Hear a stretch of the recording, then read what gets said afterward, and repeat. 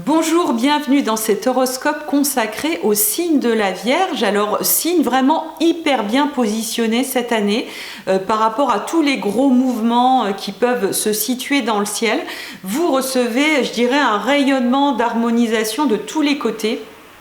Entre Uranus qui se trouve en Taureau, donc qui est un signe ami, vous êtes un signe de terre, le Taureau est un signe de terre, et puis tous les gros mastocs qui se trouvent en Capricorne, c'est la même chose, vous allez recevoir tout ça, et c'est comme si vous voyiez un petit peu tout cela un peu de loin, mais tout en restant en capacité d'être pleinement acteur de ce mouvement et pleinement acteur de votre rayonnement vierge.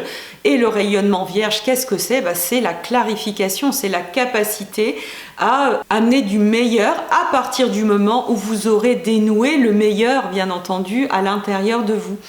Alors en préambule de cet horoscope, on va s'attarder, on va se brancher un petit peu justement sur cette énergie de la Vierge, cette énergie du rayonnement vierge, parce que si vous êtes vierge, bien entendu, c'est que vous avez le soleil dans ce signe de la Vierge, et donc c'est là où votre rayonnement est facilité.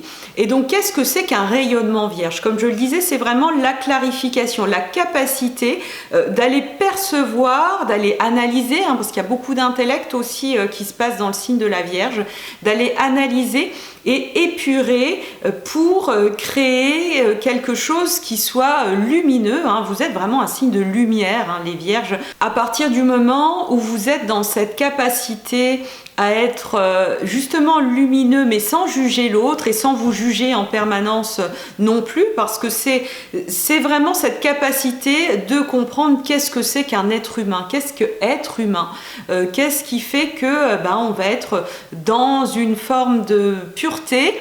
Mais on se méprend souvent dans la pureté, on s'imagine qu'il faut se passer à l'eau de Javel, qu'il faut tout nettoyer et être vraiment dans cette pureté-là où le vivant n'existe plus. Or, la Vierge, ce qu'elle a à découvrir, c'est que cette pureté, quand elle est incarnée, et pas dans une idée, je dirais, trop décrochée du sol, quand elle est vraiment incarnée et qu'elle s'accorde avec le signe de terre du Taureau, par exemple, eh bien, elle réalise que dans un compost, par exemple, ça grouille de bestioles, etc. Mais c'est vraiment un endroit de purification. C'est un endroit où la terre est en train de se régénérer et ça fait aussi partie de la pureté, ça fait partie aussi de la vie. Alors évidemment, un intérieur bien propre avec des huiles essentielles, etc. Ça fait partie aussi de votre travail et de votre rayonnement.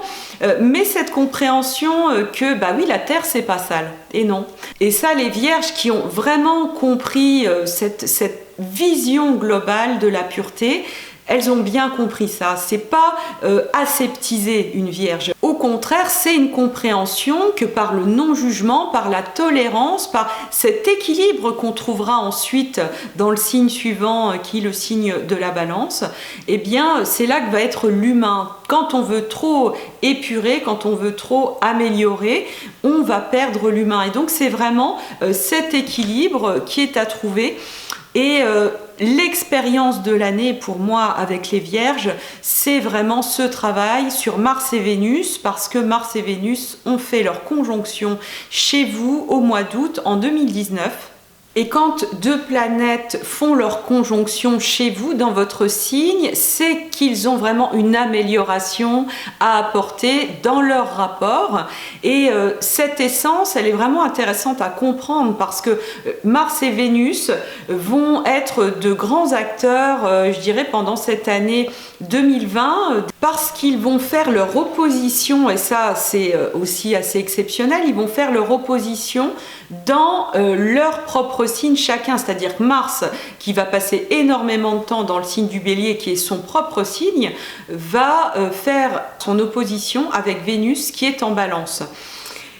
C'est comme si ce travail sur le masculin-féminin intérieur que vous initiez avec toute votre capacité justement de clarification, de compréhension de comment tout ça s'harmonise. On parle souvent de santé par rapport au signe de la Vierge. C'est vrai qu'on est passé d'une époque où il fallait épurer, purifier, combattre les microbes, enlever, purifier. Mais on arrive vraiment dans une nouvelle idée de la purification, entre guillemets. C'est vrai que ce mot est vraiment à double tranchant, il faut vraiment bien le définir parce que sinon, voilà, on a tout de suite cette idée d'aseptisation. Et donc du point de vue de la santé, il y a cet avènement de la naturopathie, évidemment la médecine chinoise qui a des milliers d'années, mais qu'on découvre et redécouvre en permanence et qui se diffuse de plus en plus dans une compréhension que c'est un équilibre global. Je parlais tout à l'heure du compost, la Vierge qui d'un point de vue astrologique est reliée aux intestins, c'est très bien que si on n'a pas toutes nos bactéries dans notre intestin, on est assez mal, c'est elles, ces bactéries qui nous permettent de vivre. Et une purification, c'est-à-dire d'enlever, purification négative et mal comprise bien entendu, de toutes ces bactéries, c'est-à-dire les enlever, ça tue la personne parce qu'il n'y a plus de possibilité de digestion correcte. Et ça c'est vraiment intéressant parce que ça parle justement de nos rapports humains et d'une compréhension beaucoup plus subtile de ce que c'est que l'amélioration, de ce que c'est qu'une purification, ce qui permet au signe de la Vierge aussi d'arrêter de se flageller, d'arrêter de vouloir tout le temps être parfaite, quand on est vierge, il peut y avoir ce gros travail à faire sur les dévalorisations évidemment. Et à partir du moment où ce travail est fait, où ce travail est actualisé, là, il y a une puissance féerique, je dirais, qui sort des Vierges.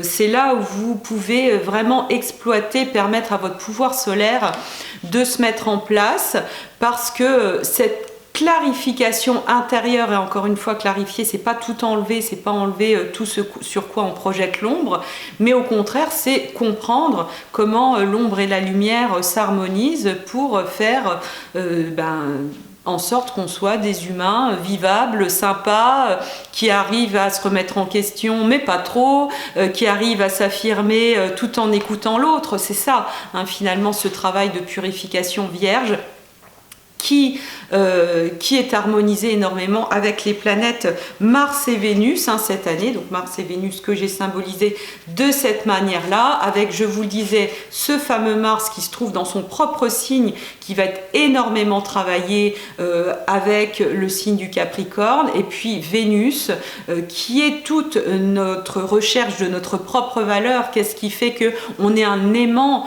dans sa propre vie et qu'on va attirer ce que l'on souhaite, parce qu'on sait très bien qu'on attire ce que l'on vibre. Eh bien, cette harmonisation, cet équilibre, qui va être un grand défi des natifs de la Balance, il est, je dirais, porté par le signe de la Vierge, parce que c'est vous qui êtes à la racine du cycle, du début du cycle Mars-Vénus, comme je vous le disais, qui a eu lieu fin août 2019. Donc ça, c'est vraiment un temps important. Suivre le cycle Mars-Vénus est important pour tous, mais évidemment en particulier pour les natifs de la Vierge, parce que vous avez vraiment quelque chose d'un point de vue collectif, et puis aussi pour votre vie personnelle, parce que ce serait pas rigolo sinon, si on faisait que les choses pour tout le monde, vraiment de trouver ce qui entrave cette communion finalement entre ces deux symboles qui sont à l'origine de la vie et qui sont à l'origine, je dirais, d'une harmonisation de la vie sur Terre pour entrer dans cette nouvelle ère dans laquelle on a grandement mis le pied déjà.